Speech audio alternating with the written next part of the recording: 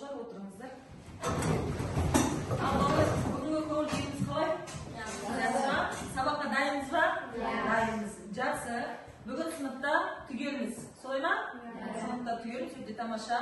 Енді балалар, біз білесіздер, бүгін біз жаңа сабаққа көшпес бұрын міндетті түрде өткен тақырыпты еске түсіреміз. Солай ма? Кім айтады маған? Өткен сабақта өткен тақырып қандай болды? Өткен сабақта тақырыбымыз арифметикалық жақсы, арифметикалық өрнектердің жазу ережесі. Жалпы балалар білеміз, арифметикалық қандай амалдар бар екенін. Себебі сіздер математика пәнінде оны өтіп жатырсыздар. Солай ма? Жақсы, енді өткен сабақ бойынша мен сіздерге бір-екі сұрақ қойып жіберейін. Жақсы ма? Маған арифметикалық қандай операциялар бар? Кім айтады? Жылдам қол көтеріп айтайық. Мейрамбек. Қосу, азайту. Жақсы, тағы да арифметикалық қандай операциялар? Нұрайша? Жақсы, отыра қой. Яғни бұл біздің операциялық. Енді қараңыздар. Өткен сабақта мен сіздерге айттым, арифметикалық операциялардың математика тілінде жазылуы және Python программалау тілінде жазылуын көрсеткен болатынбыз. Енді мен қазір сіздерден ауызша сұрай салайын. Солай ма? Python программалау тіліндегі көбейту қалай жазылады? Жұлдызша, жақсы. Python программалау математика тіліндегі бөлу амалы Python программалау тілінде қалай жазылады? Кім айтады? Кәні оқушылар? Бөлу. Қалай жазылады? Өткенде айтып қой. Әсел айта қой. Жақсы. Сызық түрінде дейді. Жақсы. Енді бұл сіздердің өздеріңізге ыңғайлы түрде айтып жатсыздар. Жарайды. Енді бөлгендегі қалдық қалай жазылады Python программалау тілінде? Тағы да кім? Бөлгендегі қалдық. Біз кесте бойынша өттік қой. Санжар айта қойшы. Пайызбен, тамаша. Келесі, дәрежелеу. Нұрислам. Екі жұлдызша. Жақсы, балалар. Яғни айырмашылығы бар ма? Бар, жақсы. Енді егер қандай тапсырма берді мен сіздерге? Үй тапсырмасы. Тапсырманы еске түсірейік. Мына программадағы амалдарға түсініктеме, яғни комментарий жазыңдар деді. Тапсырманы дәптерге орындаңдар деді. Үй тапсырмасын орындап па? Нұрайша? 8 бөлу 2 бұл код 8-ді 2-ге бөледі және нәтижесін экранға шығарады. Нәтиже береді. Принт 3 дәрежелеу 2 бұл код 3-дің екінші дәрежесін есептейді. 3 квадрат және нәтижесін экранға шығарады. 9 консольға шығарады. Жақсы, келісеміз бе барлығымыз?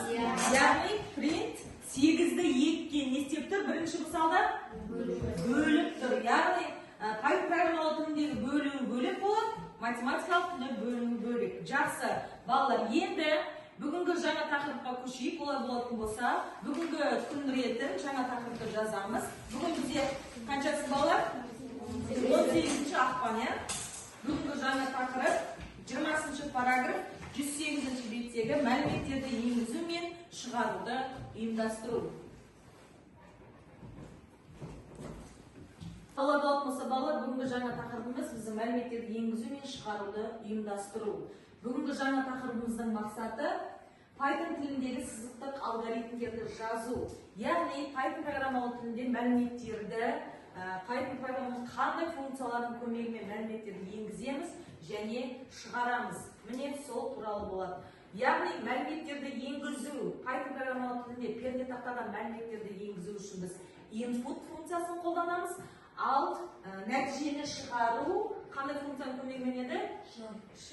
Нәтижені экранға шығару print функциясының көмегімен. Солай ма? Яғни ашып түсіндіріп айтып кетейін. Пернетақтадан біз мәліметтерді қалай енгіземіз? Есептің берілу шартына байланысты біздің есепте кез келген есепте міндетті түрде айнымалылар беріледі. Солай ма? А, Б, С деген сияқты айнымалылар береді. Біз сол берілген айнымалыларды Python программалау тілінде міндетті түрде не істеуіміз сипаттауымыз керек. Яғни мәліметті енгізуіміз керек. Оны біз input функциясының көмегімен жасаймыз. Екінші, шығару, яғни сіздің шығарған есебіңіздің нәтижесін біз print функциясының көмегімен жасайтын боламыз. Қазір оны тапсырмалы орындау барысында, есептер орындау барысында көретін боламыз. Балалар, бүгін сіздердің сабақ қатысуларыңызды батарея арқылы бағалаймыз. Жаңа мен біраз сұрақтар қойдым, сол сұрақтарға оқушылар жауап берді, сол жауап берген оқушыларды. Мысалы, мен Мейрамбекке 3 ұпай қоям. Себебі өзі 3-4 сұраққа жауап берді. Нұрайшаға да дәл солай.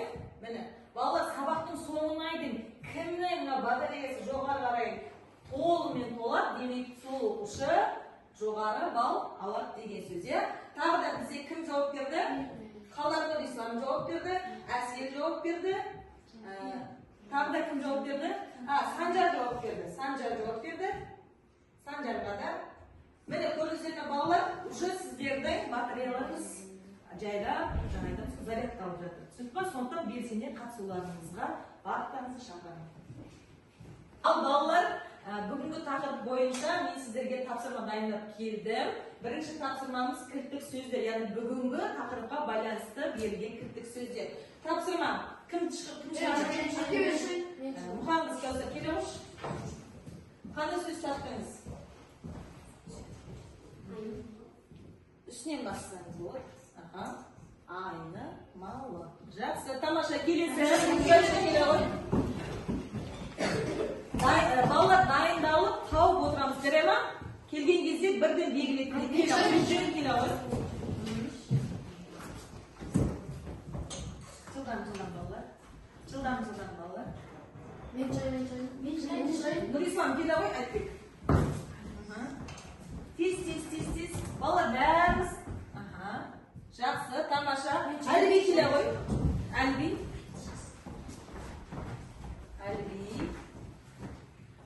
Тамаша. Расыл келе ғой. Қазір астында басқа да тапсырмалар бар, балалар. Орындаймыз, жарай ма? Қандай сөз? Программа. Тамаша келе ғой. Расыл. Келе ғой, Санжар таптың ба?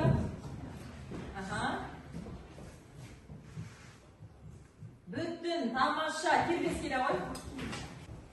Ит таппадық па? Тағы бір сөз бар ма, балалар? Қандай сөз бар кетті? Иә, инт дейді. Енді дәптерлеріңе орындаймыз. Жарай ма? Мына жерде балалар сіздерге сөйлемді толықтыр деген тапсырма беріп тұр. Яғни бізде 5 сөйлем берілген, осы 5 сөйлемге жоғарыда жазылып тұрған мынау тиісті сөздерді өз орнына қойып шығасыздар.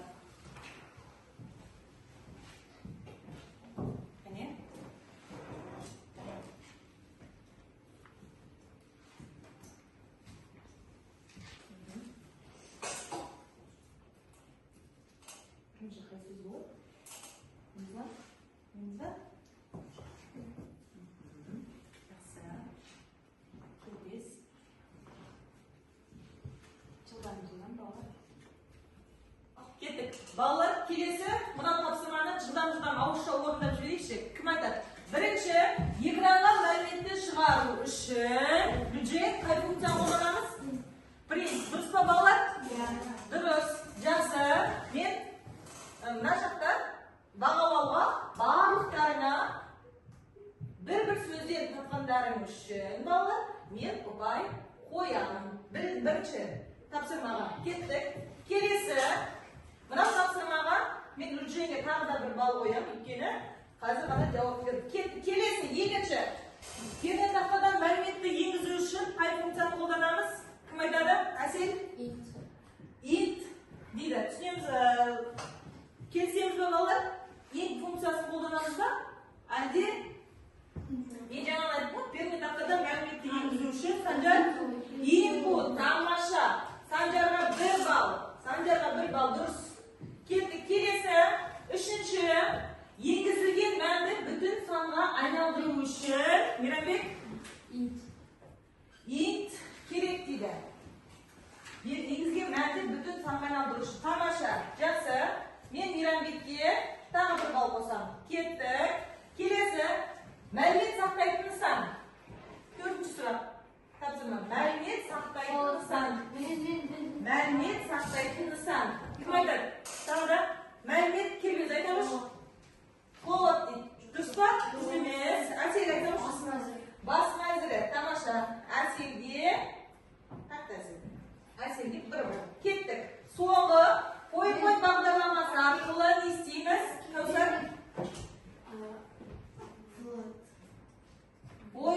бағдарламасын қалай іске қосамыз? Сіздер төмен класста өттіңіздер ғой? PowerPoint презентация жасайтын программа. PowerPoint бағдарламасын біз пуск арқылы, яғни ол пуск бізде бас мәзірде орналасқан. Жарайды, ештен кетпейді. Ал кеттік, келесі үшінші тапсырма. Дұрыс немесе бұрыс дейді. Екі оқимыз, қараңыздар. Print функциясындағы үтірлердің орнына экран бос орын шығарады. Дұрыс, яғни дұрыс емес. Сойма кімге қоям енді балдар? Барлық, жарайды. Барлықтарыңызға бір балл. Формен айттыңыздар.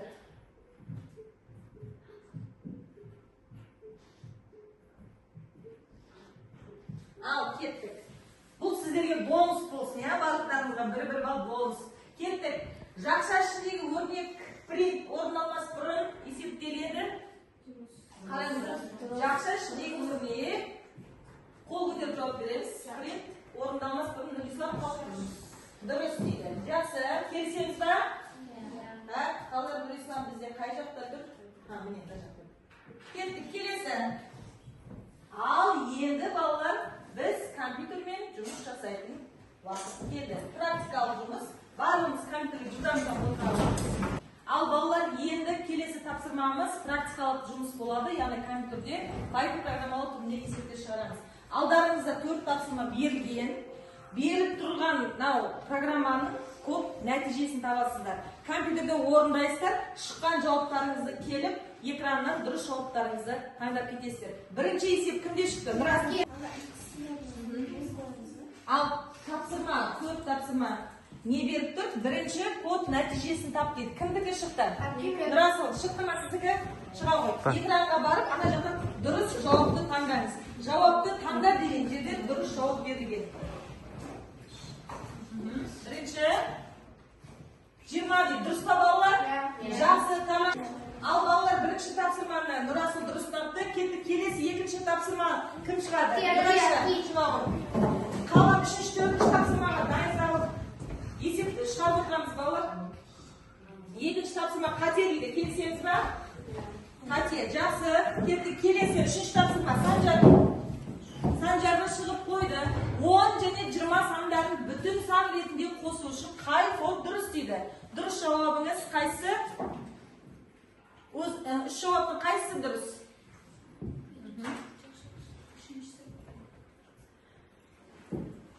Жақсы. Кеттік, келесі соңғы 4-ші тапсырма қалды. Мына код экранға нені шығарады? Кім? Мейрамбек келе ғой. Жақсы. Үш жауаптың қайсысы дұрыс деп сұрап отыр сізден? А қосу В дейді. Нәтижеге. Кімде шықты? Кімде сенде шықты бар ғой? Ол емшілігі дейді. Ал балалар соңғы тапсырма Мейрамбек көрді, бірақ дұрыс қылмай қалды. Кімдігі? Көпке тапсырма. Дұрыс па? Нәтиже 10 дейді. Бәріңіз келсеңіз ба? Барлықтарыңызда осындай нәтиже шықты ма? Яғни бұл жерде не істедіңіздер сіздер? Бізге екіні А мен бұның мәнін есте деп тұр, мына жерде көбейту деп тұр, я? Ал балалар бізде мына беріп тұрған 4 тапсырманың соңғы тапсырмасы қалды. 4-ші есеп. Кім келеді? Мейрамбек келе ғой. Бізде бұл жерде аның мәні 5-ке тең, бұның мәні 2-ке тең дейді. Нәтижесіне не шығады дейді? 10 шығады дейді. Дұрыс па балалар? Барлықтарыңызда осындай жауап шықты ма? Яғни бізде А мен бұның нәтижесін есе деп тұр, есепте көбейт деп тұр. Тамаша, жақсы. Енді балалар біз кітапта берілген есептерді шығарамыз. Кітапта бізде арифметика ортасын табасын программа жаз дейді. Арифметика ортасын кейін жасай тез бұл жылдам бош айналып кетейін.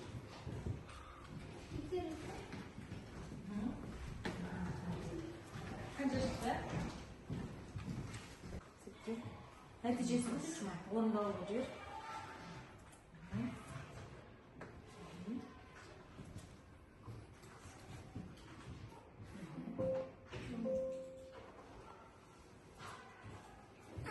Бірінші санды енгіз, бірінші бір сан енгіз.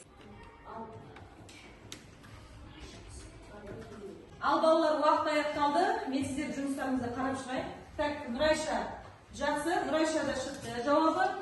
Так, Кәусар кішкене аз қалыпты, жылдамдатамыз. Так, Люджейн аяқтап қалды. Кербез орындауға жіберіп жатыр. Мейрамбек аяқтау жақындап қалды. Нұрислам орындауға жіберіп жатырсыз ба?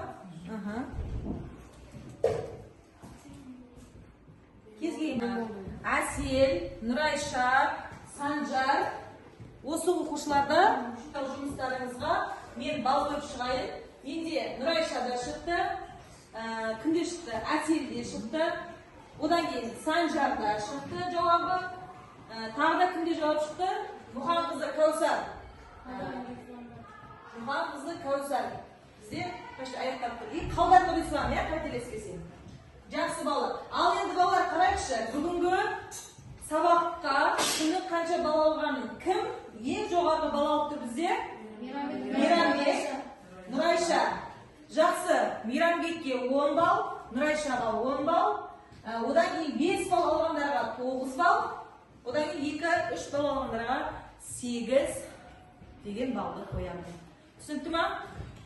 Мен бірден үй жұмысын беріп жіберейін балалар. Үйге үй тапсырмасында 112-ші беттегі үй тапсырмасын үй жұмысына аламыз. Жақсы балалар, барлықтарыңызға рахмет. Сау болыңыздар.